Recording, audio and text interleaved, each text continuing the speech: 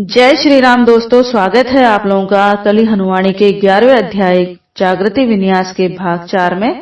इससे पहले के भाग आप मेरी प्लेलिस्ट में जाकर सुन सकते हैं। तो शुरू करती हूँ आगे का भाग। हनुमान जी कहते हैं, जागृति की चिंगारी प्रज्वलित करने के लिए और उसकी आत्मा को दुखी जीवन से सुखी जीवन में स्थानांतरित करने के लिए अब केवल उस न्यून मानसिक चतुर्काया पर प्रहार करने की आवश्यकता है। उसके द्वारा अपनाई गई न्यून मानसिक चतुर्काया में से कम एक को चकनाचूर करना होगा। ऐसा केवल उसके अदृश्य गुरु ही कर सकते हैं। मैं तो केवल ऐसा करने में सहायक बनूंगा। वह अब एक आधुनिक विक्रय केंद्र में प्रवेश कर रही है। मैं आपको वहां ले चलता हूँ। सभी मातंगों ने अपनी आंखें बंद कर ली। जिज्ञासा की एक चिंगारी ने उर्वा को अपनी आंखें पुनः खोलने पर विवश कर दिया। उसने पूछा, देव, उसकी आत्मा जागृत होते ही एक बेहतर जीवन में प्रवेश करेगी, परंतु सहस्त्र जीवनों में से कौन सा जीवन उसके लिए बेहतर है, यह चुनाव कौन करेगा? या फिर बिना चुनाव किए ही वह अन्य जीवन में प्रवेश कर जाएगी, या वह उस विशेष जीवन में स्थानांतरित होगी जिसमें उसके किरदार को गुप्त सोने से भरा एक संदूक मिला है। हनुमान जी ने शांत स्वर में कहा, संदूक वाले जीवन में नहीं, और ऐसा भी नहीं है कि उसकी आत्मा सहस्त्र जीवनों में से किसी में भी स्थानांतरित हो सकती है। वह स्वयं किसी जीवन का चयन करेगी और उसके द्वारा चयन किया हुआ जीवन वर्तमान जीवन से तो बेहतर ही होगा। सहस्त्र मील दूर मुख्य धारा के समाज में अनीता नामक महिला ने एक व्यस्त आधुनिक विक्रय केंद्र में प्रवेश किया। वह एक सामान्य महिला लग रही थी, भीड़ में एक गुमनाम महिला। उसके लिए यह अच्छी बात थी कि इस नगर के निवासी अनजान व्यक्तियों को समीप से देखने का झंझट नहीं उठाते थे। लगभग हर किसी के हाथ में पिंगल यंत्र थे। मानव मन की जिज्ञासा को इस यंत्र ने अवशोषित कर लिया था। अब किसी को कोई अंतर नहीं पड़ता था कि उनके आसपास क्या हो रहा था। अनीता ने जो घिसे पिटे विवर्ण कपड़े पहन रखे थे, उस पर किसी का ध्यान नहीं जा रहा था। जब तक वह भीड़ का एक गुमनाम भाग थी, तब तक कोई उसकी फटी एड़ियों और घिसी पिटी चप्पलों को भी नहीं देखने वाला था। उसके स्वयं के मन के अलावा इस बारे में कोई तनाव नहीं उठा रहा था कि वह कैसी दिखाई दे रही थी। वह एक सामान्य मध्यम वर्गीय महिला की छवि बनाए रखने के लिए कड़ी मेहनत कर रही थी। एक साधारण गृहिणी की छवि, जो एक साधारण दोपहरी में सामान खरीदने के लिए निकली थी। उसे इस बात का तनिक भी भान नहीं था कि हनुमान जी उसके भले के लिए उसकी छवि का नाश करने वाले थे। जब विक्रय केंद्र के सुरक्षा कर्मी ने उसके लिए द्वार खोला तो वह आश्वस्त हुई कि उसकी छवि सुरक्षित थी। केवल वह स्वयं जानती थी कि मार्ग के उस पार भीख मांग रहे भिखारी के पास उससे अधिक धन था। विक्रय केंद्र में प्रवेश करते ही सबसे पहले उसे सूचना पत्र दिखाई दिया, जिस पर लिखा था कि 500 रुपए का सामान खरीदने पर 1 किलोग्राम गेहूं अथवा चीनी निःशुल्क थी। चीनी तो उसके लिए एक विशिष्ट पदार्थ थी। गेहूं का आटा आवश्यकता की वस्तु थी, इसीलिए उसने 500 रुपए का सामान खरीदकर 1 किलोग्राम गेहूं का आटा निःशुल्क प्राप्त करने का निर्णय लिया।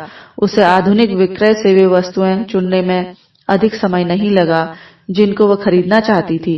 उसे पूरी तरह से स्पष्ट था कि उसे क्या खरीदना था। विक्रय केंद्र के विभिन्न खानों में रखी विभिन्न वस्तुओं को देखकर भी उसे पाप लग रहा था, क्योंकि उसके पास उन्हें खरीदने के पैसे नहीं थे। जब उसने 450 रुपए का सामान चुन लिया, तब वह उस खाने के पास पहुंची जहां पर विभिन्न प्रकार की दालें रखी थी। यहाँ आकर उसकी स्पष्टता भंग हो गई। वह असमंजस में थी, क्योंकि उसे सामान के कुल मूल्य को 500 के आंकड़े तक पहुंचाना था और 500 से अधिक भी नहीं करना था।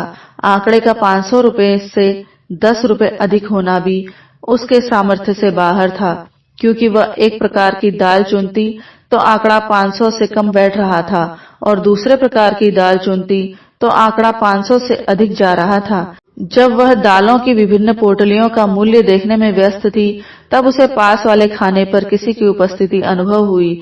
उसका तन जड़वत हो गया। उसे अपने पास में खरीदारी कर रहे ग्राहक को देखने के लिए अपनी गर्दन उठाने का भी साहस नहीं हुआ। एक सामान्य मध्यम वर्गीय गृहिणी की उसकी छवि को संकट अनुभव हुआ। यदि कोई उसको इतनी सारी दाल की पोटलियों को पलट पलट कर मूल्य देखते हुए देखता तो क्या सोचता।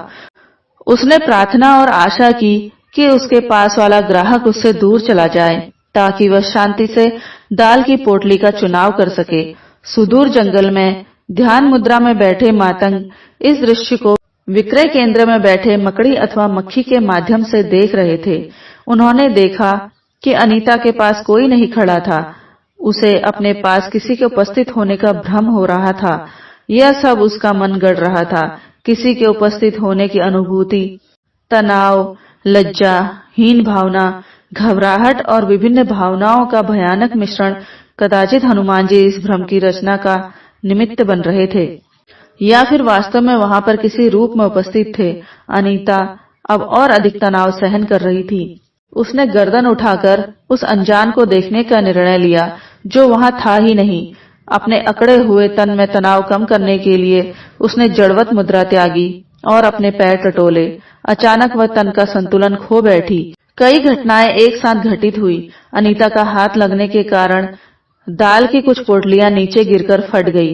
उसका एक पैर दूसरे पैर पर चढ़ गया और उसकी घिसी पिटी चप्पल टूट गई। भूमि पर बिखरी दाल पर उसके पैर फिसल गए और वह धड़ाम से नीचे गिर गई। विक्रय केंद्र के कर्मचारी दौड़ते हुए घटना स्थल पर पहुंचे। वह शर्मिंदा थी। उसकी मध्यम वर्गीय सामान्य गृहिणी की छवि भंग हो गई थी। उसके हाथ में टूटी चप्पल थी और आंख में आंसू।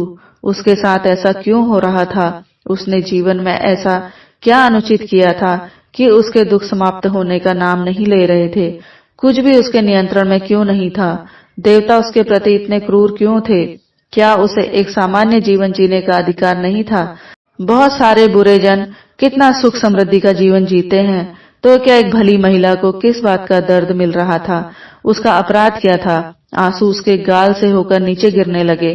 उसने आंसू रोकने या पोंछने का प्रयास भी नहीं किया। विक्रय केंद्र के कर्मचारियों को भी कुछ नहीं सूझ रहा था कि वे क्या करें। वे बस खड़े खड़े यह विचित्र दृश्य देख रहे थे।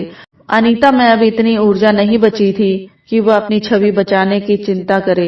उसने जैसे जीवन से हार मान ली थी और तत्पश्चात वह क्षण आया जिसकी प्रतीक्षा बड़े बड़े तपस्वी वर्षों तक कर रहे थे। उसकी आत्मा उसके मन से अलग हो गई थी। उसे लगा जैसे भूमि पर बैठकर रो रही महिला से उसका कोई लेना देना नहीं था। लज्जा, दुख, पीड़ित होने की भावना कुछ भी तो उसकी नहीं थी। वह मात्र एक दर्शक थी। वह केवल एक साक्षी थी जिसके पास इस सारे नाटक से बाहर निकलने का विकल्प था। उसको अच्छे से देखो। हनुमान जी की वाणी में उनके मातंग शिष्यों को निर्देश मिला। उसकी आत्मा अब किरदार बदलने जा रही है। उसके वर्तमान किरदार को अनीता 728 नाम दे देते हैं। उसकी आत्मा अनीता 849 किरदार में प्रवेश करने वाली है। आपको वे दोनों किरदार दिखाई देने वाले हैं। आप दोनों किरदारों के बीच का अंतर भी देख पाएंगे। सबसे रोचक बात यह है कि अनीता के यह दोनों किरदार आत्मा के स्थानांतरण से पूरी तरह अनभिज्ञ रहेंगे। दृश्य क्षणिक अंधेरे में गुम हो गया और उस अंधेरे में से एक नया दृश्य उभरा। जिस जगह पर दाल बिखरी थी और टूटी चप्पल के साथ एक महिला रो रही थी, वह जगह पूरी तरह साफ सुथरी थी। वहां पर किसी प्रकार की कोई दुर्घटना होने का कोई संकेत भी नहीं था। यह दृश्य भी अचानक समाप्त हो गया और वहां से कुछ दूर उसी समय का एक अन्य दृश्य दिखाई दिया। अनीता विक्रय केंद्र से बाहर निकल रही थी। उसके एक हाथ में 2 थैले थे। एक थैले में किराने का सामान था जो उसने अभी खरीदा था और एक अन्य छोटा सुंदर झोला था जो आधुनिक महिलाएं प्राय रखती हैं। उस छोटे झोले से उसने वह पिंगल यंत्र निकाला जिसकी घंटी बज रही थी। उधर हनुमान जी की दिव्य वाणी में मातंगों को निर्देश मिला, इस महिला के कपड़े, पैर और माथे पर ध्यान दीजिए। इस दृश्य में उपस्थित अनीता नामक महिला उस अनीता नामक महिला जैसी ही थी जो अन्य दृश्य में गिर पड़ी थी। अंतर केवल इतना था कि इस अनीता ने अलग कपड़े पहने हुए थे। वो अनीता नंगे पांव थी। इसके माथे पर लाल तिलक सुशोभित था। तो दोस्तों, यह भाग यहीं तक। इसका अगला भाग अगली वीडियो में। तब तक आप लोग बने रहे मेरे साथ। बहुत बहुत धन्यवाद।